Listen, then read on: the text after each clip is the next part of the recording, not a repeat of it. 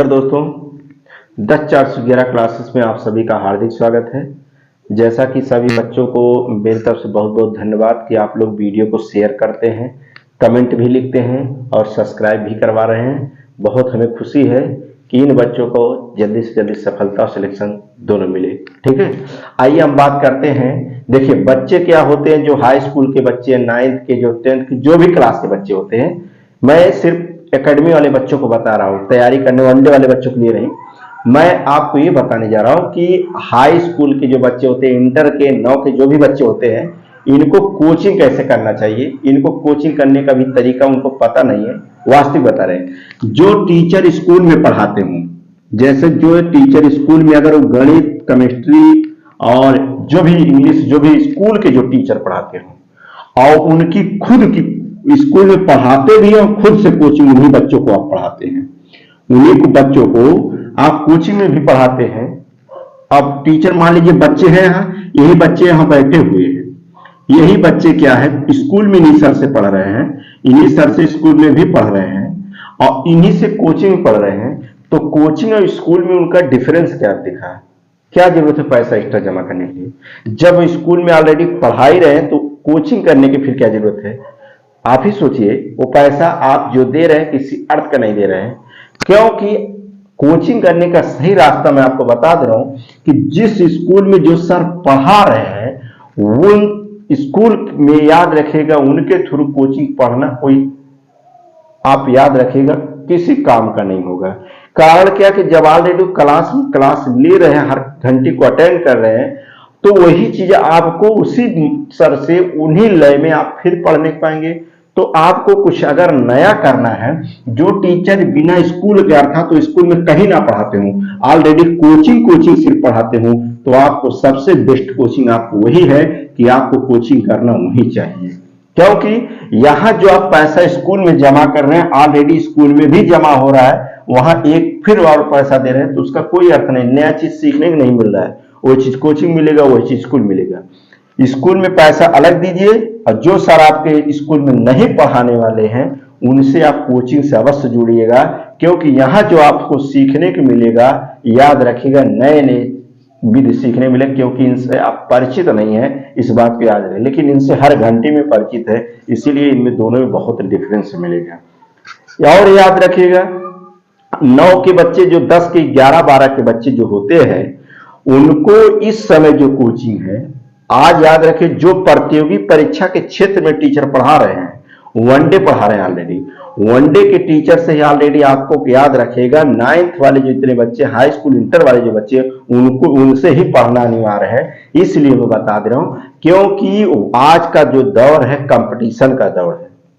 ठीक है, उनके पास तरीके बहुत होंगे। इसका मतलब अगर प्रतियोगी परीक्षा पढ़ा रहे हैं तो उनके पास तजुर्बे भी होंगे, कई एक सवाल के बताने के कई विधि भी होंगे।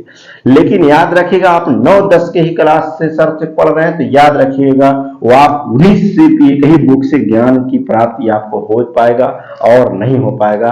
और वहां से जब आप निकल के थोड़ा हाई लेवल क्लास में आएंगे तो आपको लगेगा मैं जीवन में कुछ नहीं सीख पाया, मेरा ज्ञान बहुत अधूरा रह गया है। ये चीज बात को याद रखिएगा।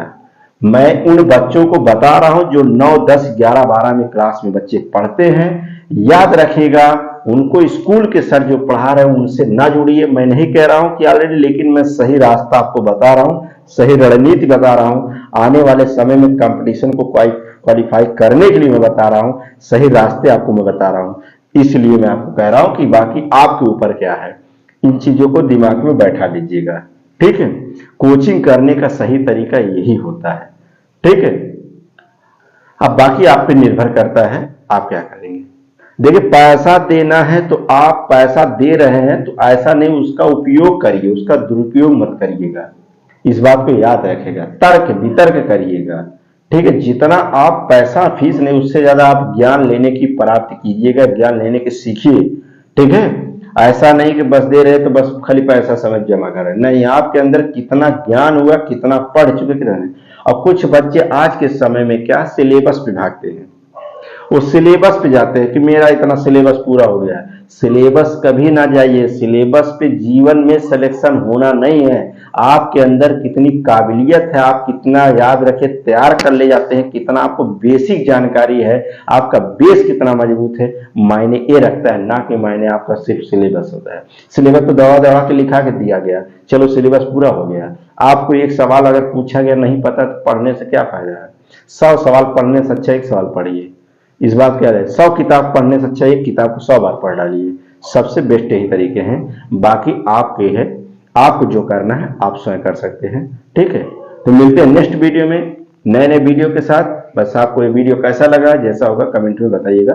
ठीक है, और हाँ मैं आपको बता दे रहा हूँ, स्कूल के ऑफर हमको बहुत मिलते हैं। मैं कभी स्कूल में नहीं पढ़ाने की कोशिश किया और ना करूंगा, क्योंकि मैं ऑलरेडी कोचिंग पे निर्भर इसलिए हूँ कि मैं जो खुलकर जो बच्चों को पढ़ा ले जाता हूँ कोचिंग कर, वो स्कूल में वो मजा नहीं आएगा। इसलिए इस क्लास में स्कूल में थोड़ा आलसपन धीरे धीरे हो जाता है, किसी कारणवश बेमन से पढ़ाना, आधे घंटे में चाक उठाना, आना जाना। लेकिन कोचिंग में होता है, स्कूल से बच्चा अगर फेल हो जाएगा तो उसकी कोई जिम्मेदारी नहीं है, लेकिन अभी कोचिंग से 2 बच्चे खाली परसेंटेज कमा जाए, देखे पूरा हल्ला मचा डालेंगे कि वहां कोचिंग में इतना नंबर कमाया।